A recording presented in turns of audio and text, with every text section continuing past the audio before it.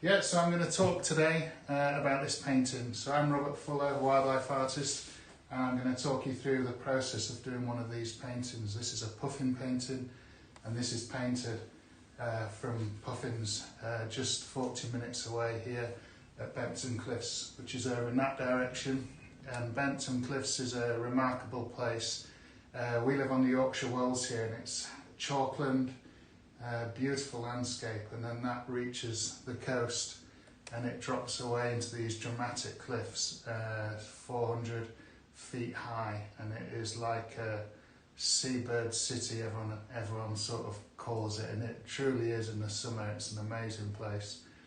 You literally go from the edge of the walls, you start seeing the sea, and it just drops away these vertical cliffs, and it's covered in fabulous birds like the gannets, which are, it's the biggest mainland gannet colony in Europe. It's an incredible place, but I also like watching other birds there. There's so many different seabirds there, but the gannets are definitely one of the favourites there, and just watching, their courtship, absolutely beautiful courtship, and the pair bonding is very strong between these birds. It's an amazing thing to sort of witness every year. It's on such a scale, it's absolutely incredible place, and it's literally just 40 minutes drive from me here on Yorkshire World, so it's an ideal place for me to go. And these are gannets courting, done from Bempton Cliffs, some of my paintings.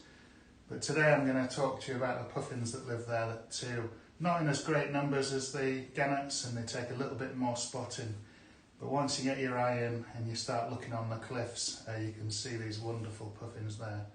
And they're nesting in the crevices in the rocks, tucked away. Some of them will use the bill and the feet to scratch out new holes in the crevices, but quite often they're actually just nesting in natural crevices within the cliff.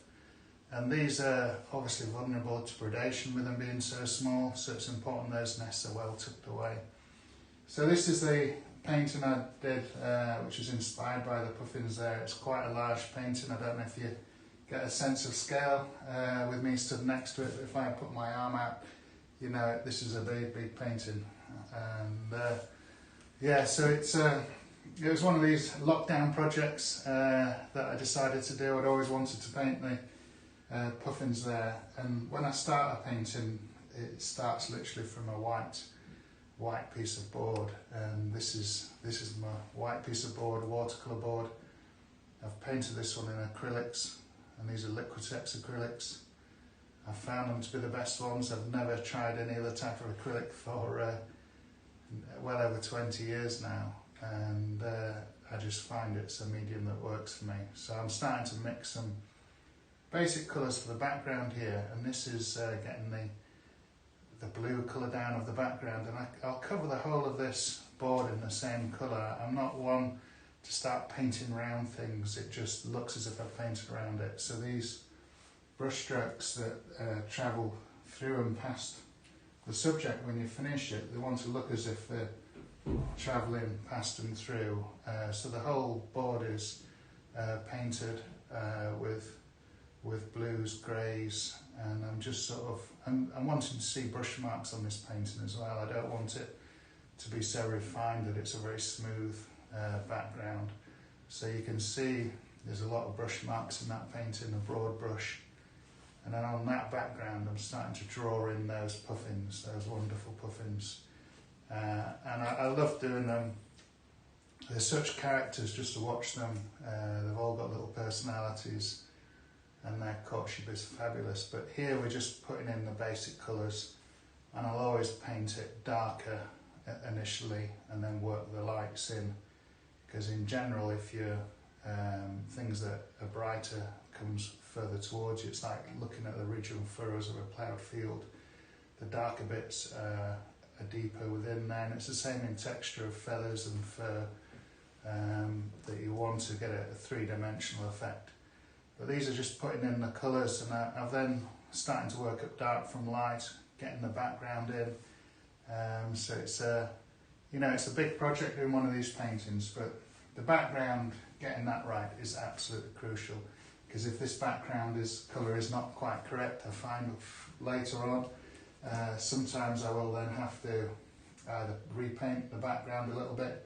But when I do that, I actually paint into the subject every time. So I'm actually not painting up to the edge of the puffin, I'll actually paint into the puffin. And sometimes to retain the shape of the puffin, if I have to change it, I'll actually either emboss the card with a sharp pencil crayon, or I'll actually build up paint in a relief. So when I then paint back into the subject, I've then got a visible line within the painting of texture that I can still pick out.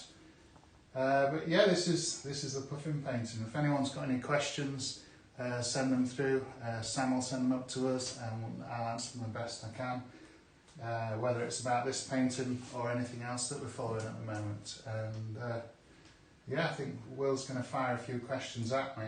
I think I've covered the painting. It'd be good to see the final painting if we can, Will, just so people can see it all finished. We've got a bit of reflection here on the glass. Yeah.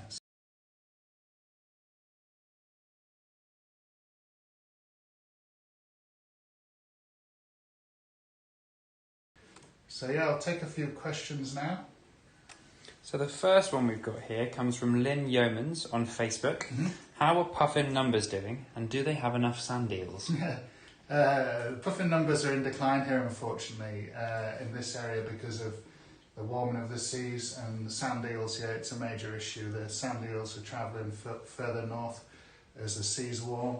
So we get the weather patterns as well are just completely strange. So we've had some, you know, really catastrophic cold weather in March when they're first arriving in. You know, they're out at sea in these little groups floating in the sea. We've had some catastrophic weather over the last few years, very, very cold as they first start to come in, and then we've got the warming of the seas as well. So yeah, on this east coast they are struggling, and they will get pushed further north as the climate changes. But there's been huge, you know, problems with harvesting of sand eels over the years for fertiliser and, you know, all sorts of different things. It's yeah, it's a big worry because that's what these birds rely on. You know, some of the seabirds have got a much more wide diet and can cope a lot better, but puffins, yeah, they're one of the most beautiful seabirds, I think, and they're one of the ones that really struggle. So on YouTube, Doug the Dragon asks, can you tell the difference between male and female puffins? And if so, how so? Yeah, it's not always easy to tell the difference in between the males and the females. In general, when you look at the males, they're heavier within the bill, but there's no, as far as I know, there isn't any. Someone might tell me difference, but the males, obviously, they have heavier features within the face and the bill. But if anyone knows out there, tell us, and we can tell everyone. So AE asks, why is the beak of the puffin so large and colourful?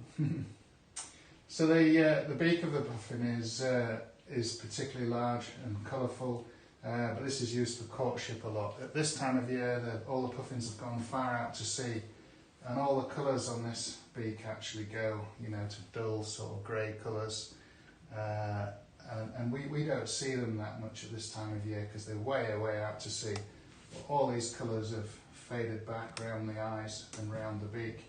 And they use it in courtship, they use it for digging. They often dig burrows to nest in. They'll take over rabbit warrens, but they've got, you know, special tongue and you know, serrations in there so they can hold as many sand eels as possible as well. So they're a very specialised bird, well adapted for life at sea. So we've got some more general questions here. So Elizabeth Thompson on YouTube asks, who is the stoat on the trampoline? And she loves the dismounts. If you remember that clip we put up. Yeah, what did we call her?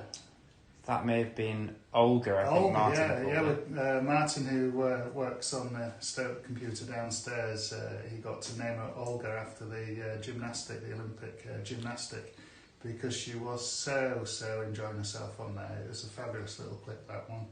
We get quite a few clips of them going on there, and some are quite amusing, but that I think was a gold winner for us. It was a beautiful clip, yeah. So Jeff Corbett on Facebook asks, who were the barn owls fighting in Barn Owl Tower on Thursday, Friday?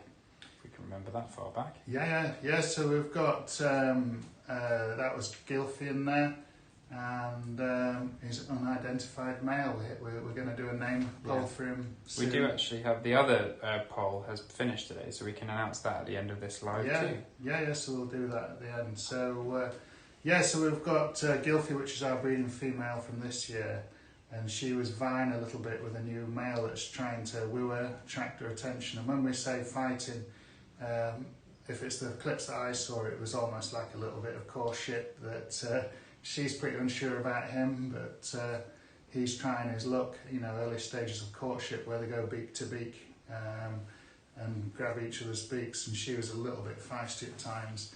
But I think he's trying to woo her with the Barney not being around, so watch this space. Suzanne Lawrence asks on Facebook, how many eggs do puffins lay and how many fledge?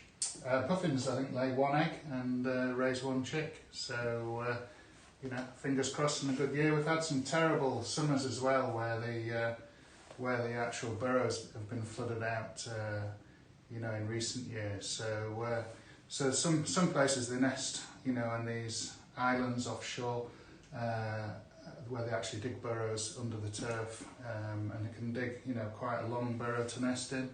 And in other places like at Bempton Cliffs, they'll nest on the cliffs in the crevices, and they might do a little bit of digging there as well. And the other place they nest, so we've got them just in rock, scree and shale, where they just go underneath rocks if it's just these really rocky islands. But in general, they're nesting out at islands, and that takes away any problems with predators. So everything from badgers, foxes, stoats, weasels, and then they're hidden away nesting to avoid things like the gulls and skewers and things. So so they're a small bird. They have to keep themselves well tucked away. So I'm just checking with Sam if we've got any more questions, and then we will probably, I think actually that's all good.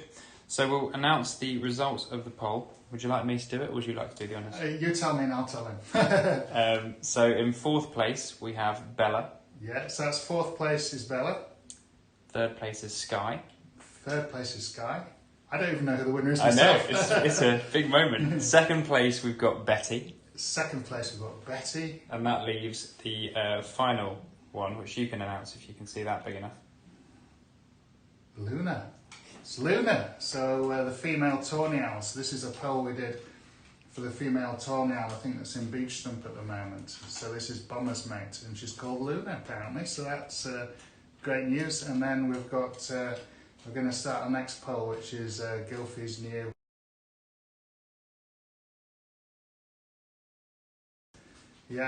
So keep watching, keep up to date, and we'll see you all tomorrow. What's tomorrow, Will?